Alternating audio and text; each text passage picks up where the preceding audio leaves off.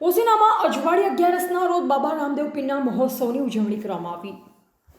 સાબરકાંઠાના પોસીનામાં તારીખ 6/6/2025 જેઠ સુદ અજવાળી 11 રોજ દર વર્ષની જેમ બાબા રામદેવ પીરના મહોત્સવની ઉજવણી કરવામાં આવી। હાથમાં રંગબેરંગી નવરંગી નેજા રાખીને ડીજેના તાલ સાથે શોભાયાત્રા કાઢવામાં આવી।